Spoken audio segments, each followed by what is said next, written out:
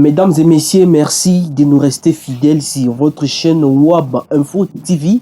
Bienvenue dans ce nouveau numéro de l'émission Décryptage. Dans cette émission, comme c'est la coutume, on va parler de l'actualité. On va analyser l'actualité à la une en République démocratique du Congo et en particulier en province du Nord Kivu. Récemment, les rebelles du M23 se sont retirés de la cité de Bunagana et les FARDC accompagnés de militaires de la force régionale de l'EAC, ils ont foulé leurs pieds après beaucoup de temps dans la cité de Bunagana. On va essayer un peu d'analyser cette actualité. J'ai le plaisir de recevoir dans cette émission Théogène Koundi, un cadre du MLC en province Nord Kivu. Il est chargé de la communication. Monsieur Théogène Koundi, bonjour. Bonjour messieurs les journalistes, bonjour à nos téléspectateurs et merci pour l'invitation. Merci beaucoup. Comment analysez-vous cette actualité sécuritaire en province Nord Kivu? D'abord, l'évolution. Actuellement, les M23 sont en train de se retirer de certaines zones. Récemment, ils se sont retirés de Bunagana et le FARDC accompagné de la force régionale, ils ont foulé les pieds pour aller voir la situation à Bunagana. Comment analysez-vous cette information? L'autre fois, quand j'étais dans cette émission, je vous avais dit que le peuple congolais se rallie derrière son gouvernement. Le peuple congolais s'unit comme un seul homme derrière le gouvernement face aux terroristes du M23, bien sûr accompagnés par les RDF, comme on a toujours coutume de le dire, parce que c'est vrai et c'est vérifié. Aujourd'hui, s'ils peuvent dire, voilà, ils se retirent, ben, ils ont même tardé. Comment ils vont rester dans un pays qui n'est pas le leur? Ils doivent partir et laisser le pays aux paisibles citoyens. Ils disent qu'ils sont des Congolais. Bon, bien sûr, ce sont des Congolais. Ce sont des Congolais qui partent, sans condition, et qui déposent les armes. Parce qu'ils ont exigé, voilà, on ne va pas déposer les armes, on ne sera pas désarmé tant qu'on n'a pas encore. Comment vous allez vous exiger, comment vous allez exiger, ou soit imposer les choses au gouvernement? Est-ce qu'ils sont le seul Congolais? Mais tous ici, nous sommes dans la ville de Goma. Chaque matin, midi et soir, il y a des tueries. C'est vrai qu'on n'acceptait pas et au travers desquelles nous nous indignons. Mais est-ce que nous avons pris des armes pour imposer ça au gouvernement et dire, voilà, donnez-nous ceci, donnez-nous cela. Et quand vous comprenez les revendications, est-ce que c'est normal? Non, ça prouve tout simplement qu'ils ne sont pas des Congolais. J'ai lu un tweet de Willy Ngoma, qui est porte-parole militaire de ce groupe terroriste, qui tient mordicus que Kinshasa doit dialoguer avec eux. Bien sûr. Est-ce que vous avez déjà compris lorsque quelqu'un est en train de perdre le repère? Lorsqu'il est en train de perdre des forces, commence même à exiger des choses impossibles. Alors que Fachi, là aussi... Écoutez, mon frère, c'est pas seulement question de dire alors que Fachi. Fachi, c'est le président de la République, chef de l'État, qui ne fait qu'exprimer la volonté du peuple congolais. On ne peut pas accepter que quelqu'un aille dans la rue, disons dans la forêt, commence à tuer les gens. Est-ce que vous pouvez vous imaginer combien de morts on a eu à Kichiche? Ouais. Ils doivent payer pour ça. Pendant que nous attendons qu'ils puissent venir répondre de leurs actes, ils vont dire, voilà, qu'ils seront en train d'imposer les choses et dire, voilà, on doit avoir un dialogue. Quel dialogue?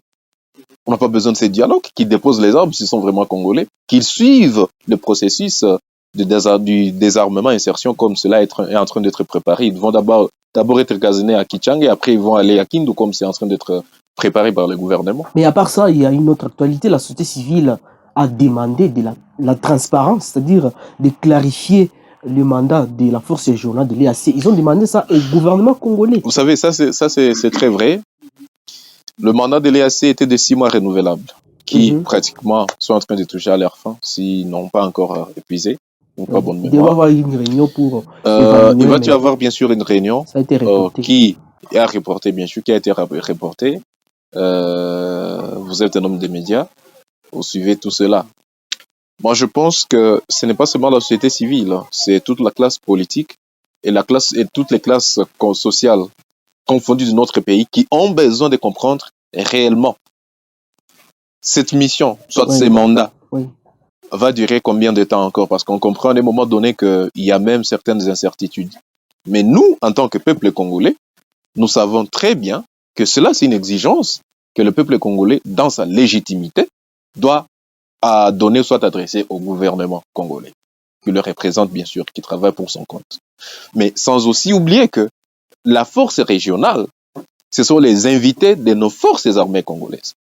Ceci signifie qu'il n'y a que les forces armées congolaises, à travers l'hiérarchie militaire, qui va devoir dire, voilà, vu ça et cela, désormais, on se rend compte que, en tout cas, on n'a plus besoin de cette force, soit on en a encore besoin. Mais ce qui est beaucoup plus important, c'est de signaler que nous n'avons pas besoin. Alors, pas besoin que le M23 puisse dire, voilà, ils vont exiger quoi que ce soit. Ils doivent d'abord payer pour les actes qu'ils ont commis. Le moment qu'ils ont perdu leurs enfants, ils doivent être arrêtés, ils doivent être jugés, et tant qu'il y a encore cette grâce qui leur est offerte, ils doivent en profiter donc. Ils doivent suivre ce processus-là. Ceux-là qui sont réellement congolais, parce qu'on sait très bien qu'au sein de cette force, ce ne sont pas les Congolais. Dans le programme du PDDRCS, il est dit que tout celui qui est conscient qu'il doit déposer les armes, il doit être réintégré normalement. Écoutez, si vous suivez très bien, est-ce qu'il y a ce qu'on appelle, il y a des groupes rebelles dans notre pays. Ça, on ne peut pas ignorer. Mais le M23, ce n'est pas un groupe rebelle. C'est un groupe terroriste, alimenté par des étrangers bien identifiés, bien décriés, bien identifiés par les Congolais et confirmés encore une fois par la mission, disons, le Conseil de sécurité des Nations Unies. Oui. Donc, ce n'est pas quelque chose qu'on doit cacher à quiconque. Ce qui signifie que ces gens doivent comprendre qu'en tant que Congolais, d'ailleurs, c'est une grâce qu'ils ont reçue de la part du gouvernement congolais. Leur demander, voilà, ok, venez vous casernez d'abord ici à Kichanga, on va voir votre cas, et après, vous allez aller à Kindu, où vous serez. Ils doivent subir une rééducation mentale. Parce que c'est pas possible que tu viennes tuer les gens, que tu appelles tes frères, pour que tu puisses te faire entendre. Non! Ça, c'est une pratique moyenâgeuse qu'on ne peut pas encore permettre ces temps-ci. Vous allez vous rappeler, vous allez vous souvenir des tueries de Kichiche, comme je le disais tantôt. Non, les gens sont morts là-bas. Et les familles, les Congolais, nous avons perdu les nôtres. Mais qui les ont tués? Ce sont les terroristes du M23. Et vous voulez qu'on puisse, tout simplement parce qu'il y a un tweet de telle ou telle personne, qu'on puisse maintenant oublier cela? Non. La force régionale de l'IAC occupe certaines zones qu'occupait le M23 récemment, mais nous remarquons l'absence des forces armées congolaises. Certes, parce que cela comme vous pouvez le comprendre, ni vous et moi, personne n'est au sein de cette mission, personne n'est au sein de cette opération pour bien comprendre les choses. Mais en lisant les informations que nous recevons de la part du gouvernement congolais, cette force est là pour se rassurer de l'effectivité du retrait du M23. Est-ce que les FARDC ne peuvent pas faire ce travail? Les FARDC vont faire ce travail. Ils sont en train d'y aller. À Bunagana, ils ont été là, vous l'avez confirmé, vous l'avez affirmé, mais ils ont été là, les FARDC, ils sont là. Mais ils ne sont pas allés là pour rester. Ils sont là. Juste pour... Ils sont là. Ils sont là. Et c'est notre pays, en fait. Et les ACC sont nos invités. Ils sont connus. Ils sont venus pour une mission quelconque. Et c'est connu qu'ils vont devoir rentrer. On ne devrait pas vraiment s'atteler là-dessus. La mission n'est pas connue jusqu'à maintenant. Ils sont venus bloquer, ils sont venus en soutien aux côtés des FARDC. Et en soutien alors que ils ont dit qu'ils ne sont pas là pour combattre. Excusez-moi, monsieur le journaliste, je pense que ce qui est très important à savoir dans ce sens-là, pour ne pas aussi perdre l'opinion, ce qui est important à savoir, c'est à savoir que les forces armées congolaises sont des forces régaliennes qui ont une mission régalienne, celle de défendre l'intégrité territoriale. Et sont les seuls à comprendre où est-ce qu'il peut y avoir des difficultés pour faire appel à telle ou telle autre personne. Et c'est ce qui a été fait. Et c'est ce que nous sommes en train d'assister. Et donc, bref, pour ne pas s'atteler à ce sujet, il faut dire que c'est une grâce de la part du M23 que le gouvernement leur a offerte, qui devraient profiter, suivre le processus comme demandé. Mais dire qu'ils vont exiger des choses, non. Ils seront en train d'énerver encore une fois le peuple congolais. Je vais rebondir encore sur ce que la société civile a dit. Il a dénoncé les tracasseries qui s'est fait dans plusieurs zones aux vies et aux yeux de la force régionale de l'IAC. C'est pourquoi la société civile a demandé de clarifier les mandats de la force régionale. Il y a une sorte d'hypocrisie. Nous sommes dans un état de siège. La province du Nord Kivu est sous état de siège. Nous sommes agressés par l'ennemi bien identifié. Comment voulez-vous que les choses marchent comme si de rien n'était. Est-ce qu'il y a Sous agression il n'y a rwandaise pas une comme ça. collaboration là entre La guillemets entre collaboration, l'EAC et ce la rebelle? collaboration et ces rebelles, entre l'EAC et ces rebelles, toi et moi, on ne peut pas Ce sont des pouvoir soupçons. l'affirmer. Ce sont des soupçons, peut-être, bien que vous venez de le dire, de l'affirmer, ce sont des soupçons. Ça signifie que toi et moi, on ne peut pas l'affirmer. Mais il n'y a pas de Mais nous, nous fidélité en savons fait, hein. très bien que la force de l'EAC est consciente qu'ils sont des invités des FARDC. Et s'il y a vraiment cette collaboration bilatérale des deux côtés, je ne vais pas vous inviter pour que vous puissiez me poignarder dans le dos. Et nous avons confiance, au moins encore une fois, en cette force-là. Et nous pensons que d'un moment à l'autre, nous allons avoir des résultats. Mais parce que ce n'est pas le moment de faire le Mais bilan. la grande partie de la population n'a pas confiance en cette force. La grande partie Je de la veux parler de la société population, civile. la grande partie de la population est consciente que si aujourd'hui la ville de Goma n'est pas tombée aux mains des terroristes, c'est parce qu'il y a eu concours de conjugaison entre les FARDC, l'EAC et la population. Donc cette symbiose a pu créer l'offensive directe contre l'entrée des terroristes du M23. Donc on ne peut pas ignorer ça. Et comment trouvez-vous alors l'avenir après, parce qu'après le mandat qui s'est effrité, il faut qu'il y ait un autre mandat. Est-ce que vous croyez que c'est opportun que le gouvernement renouvelle encore ce mandat? Personnellement, je ne pouvais pas dire est-ce que c'est opportun ou pas. Mais je vais dire, comme je l'ai dit, nous avons un gouvernement, nous avons un chef d'état-major, nous avons un ministère de la Défense qui a été d'ailleurs rehaussé à la vice-primature en charge de la défense nationale. Et ce sont eux qui sont en train d'organiser les choses. D'ailleurs, vous avez vu qu'il y a eu réunion, sollicitation d'une réunion qui devrait se tenir ici à Goma, qui a été reportée, mais vous comprenez que ces processus-là, nous avons appris que c'est le Rwanda qui a boycotté. Hein. Vous avez appris. Bien. Alors, vous avez compris qu'il y a toujours ce processus pour l'évaluation de ce mandat-là. Eh bien, attendons et nous allons comprendre ce qui va sortir de cela. Merci beaucoup. Comment vous analysez aussi l'actualité qui a fait aussi la haine des médias récemment, au cours de la semaine, les propos du président Kagame au Bénin qui a parlé de la révitation des frontières congolo-rwandaises, qui a des idées, d'ailleurs, il a été qualifié d'avoir des idées expansionnistes, de vouloir... Monsieur le journaliste Gloire, laissez-moi te dire un truc.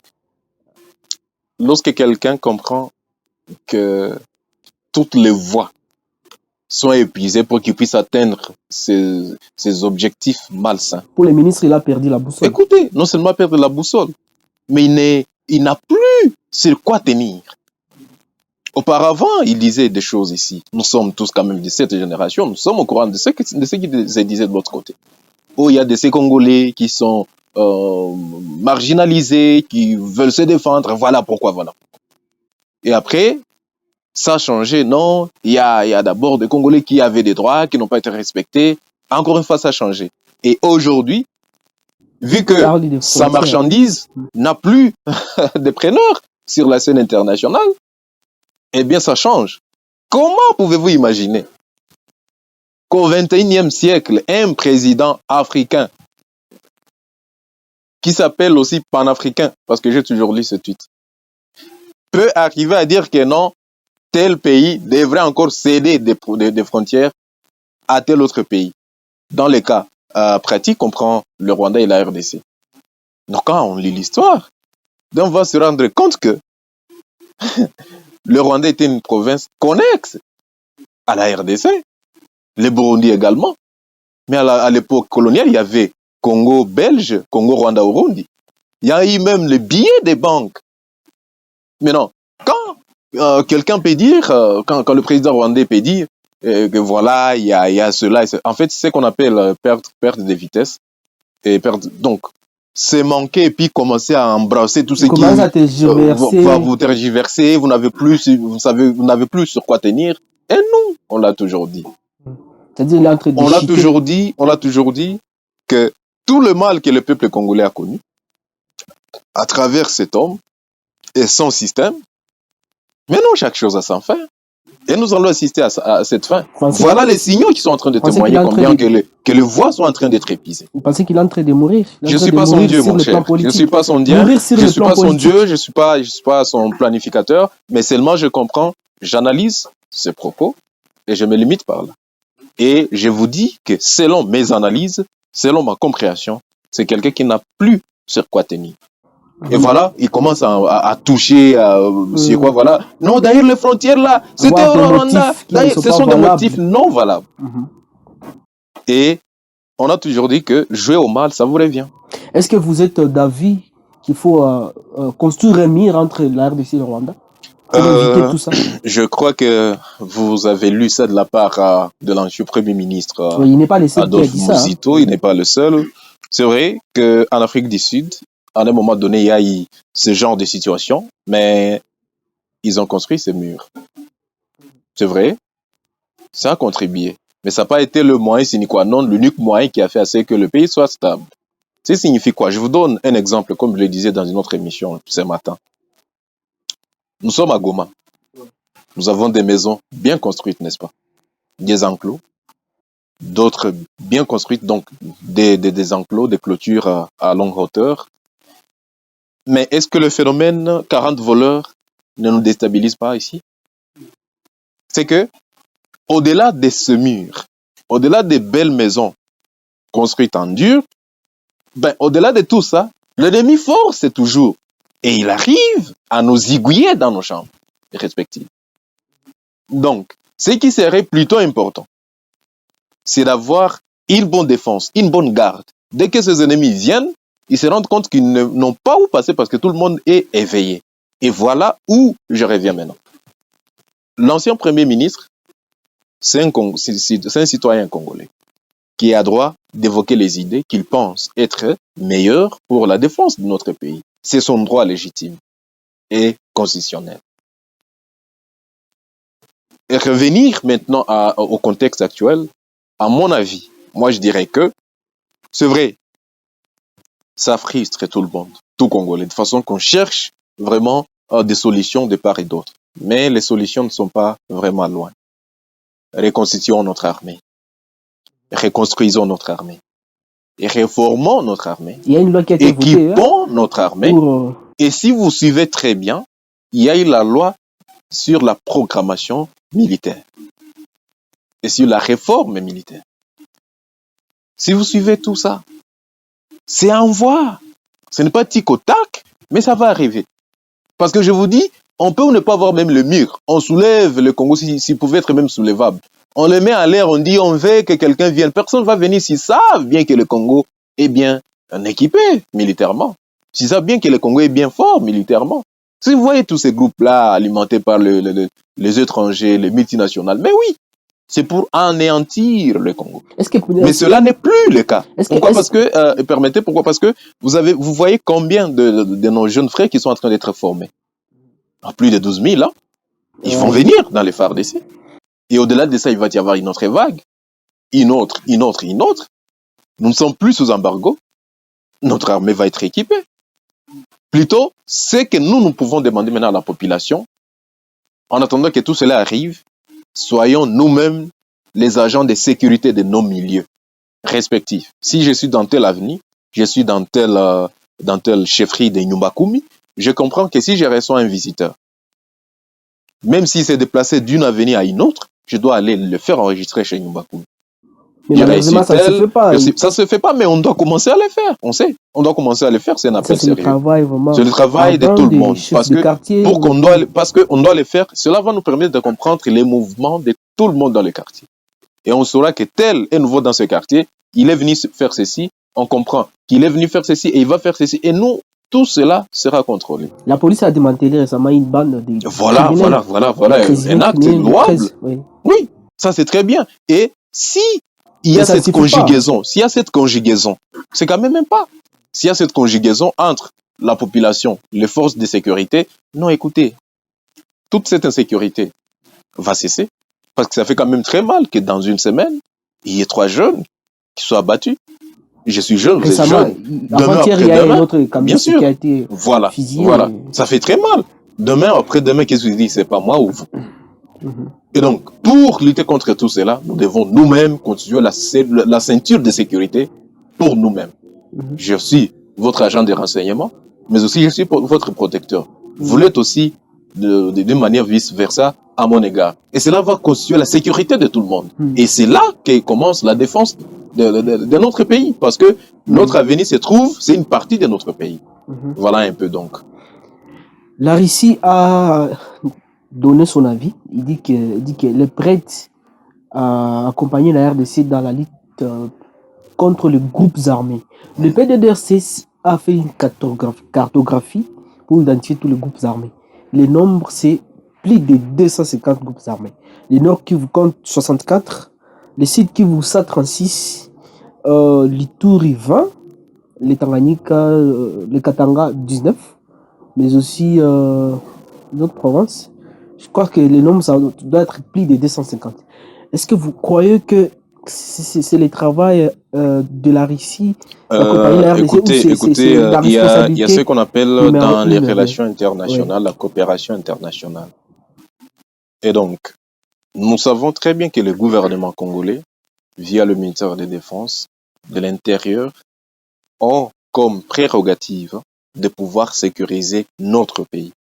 Et nous savons très bien qu'il y a ces jeunes frères, ces sœurs qui, d'une ou d'une autre manière, ont pris les armes suite à telle ou telle autre situation. Et ça, on comprend.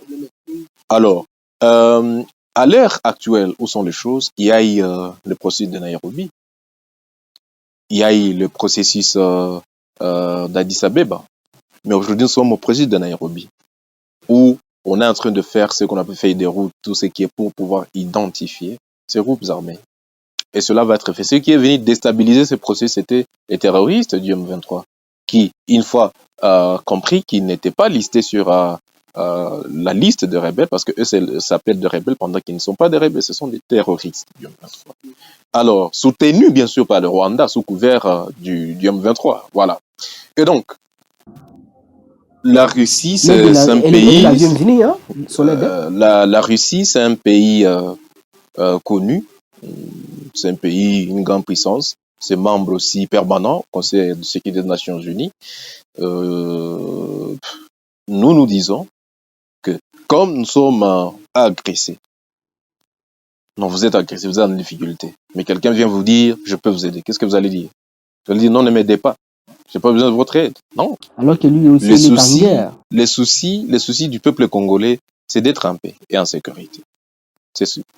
Et nous pensons que les autorités qui représentent le peuple congolais en sont conscientes. C'est ce qui est important. On va chuter dans cette émission, mesdames et messieurs, on est en train de parler des processus de Nairobi, les retraits de rebelles du M23, l'insécurité dans la ville de Goma. Mais on va citer en disant ceci. L'EAC n'a pas une crédibilité jusqu'à maintenant, même au sein de la société civile. La société civile a demandé au président de la République de vérifier les mandats de la force régionale de l'EAC. Parce que jusqu'à maintenant, il se remarque qu'il y a une certaine collaboration sans de soupçons entre la force régionale de l'EAC et le gouvernement. Et on remarque l'absence de forces armées de la République démocratique du Congo dans certaines zones. Est-ce que l'EAC va faire le travail de FARDC? L'EAC est là jusqu'à Zapon. Qu'est-ce qu'elle va faire? Est-ce que c'est mettre une zone tampon? On ne sait pas.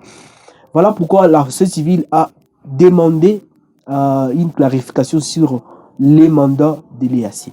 Avec mon invité, il a essayé un peu de parler, il a dit que les mandats sera bien connu, parce que le gouvernement est là et l'EAC est là comme partenaire. Elle a été appelée pour aider les forces armées de la République démocratique du Congo. Alors comme conclusion, monsieur, qu'est-ce que vous pouvez dire? Personnellement, c'est tout ce que je peux dire quant à ce. Nous sommes vraiment agressés. C'est quelque chose qu'il ne faut vraiment pas oublier. Nous avons plusieurs de nos compatriotes qui sont dans des cas de déplacés internes. Vous savez, être déplacé dans votre propre pays, ça fait mal. Je ne passe jamais une seule semaine sans passer de l'autre côté et comprendre et voir comment ces compatriotes sont en train de souffrir. Écoutez, ça fait du mal.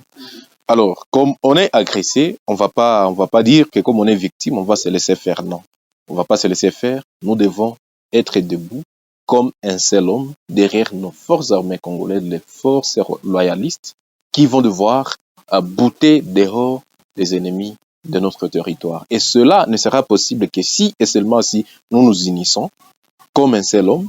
Nous nous unissons derrière le FARDC, derrière le ministère de la Défense, derrière le ministère de l'Intérieur, pour pouvoir sécuriser l'intérieur et les frontières tant envoûtées par, tant enviées par les étrangers ou soit les forces du mal, comme vous êtes en train de le suivre dans différents médias.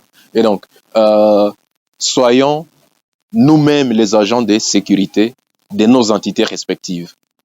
Cela va permettre à ce que tout ce qui sera fait en collaboration avec nous, parce qu'on ne peut pas nous apporter la paix. C'est nous qui devons d'abord être les acteurs de la paix et la sécurité. Et cela va beaucoup nous aider. Dénonçons les cas suspects. Ce n'est plus à l'époque là où on disait, voilà, je vais dénoncer que tel, mais j'ai peur parce qu'il peut y avoir des retombées. Non. Les choses sont en train de changer. Vous avez trouvé quelqu'un qui est suspect, vous le dénoncez. C'est pour votre bien, c'est pour votre propre sécurité. Parce qu'on a toujours dit qu'un sorcier, si vous lui dites que c'est un sorcier en face, bon, ça va. Mais si vous ne lui dites pas, il va vous exterminer tous les enfants. Merci beaucoup, Théogène Koundi. Je rappelle que vous êtes chargé de communication du MLC en province du Nord Kivu. Ça a été un plaisir de participer dans cette émission. Merci beaucoup, messieurs les journalistes. C'est moi qui vous remercie. Je vous remercie aussi pour cette invitation. Je remercie et j'encourage aussi nos différents téléspectateurs qui nous suivent partout au monde. Merci beaucoup. Mesdames et messieurs, en tout cas, je vous remercie aussi d'avoir été des nôtres et je vous fixe le prochain rendez-vous la semaine prochaine. Au revoir.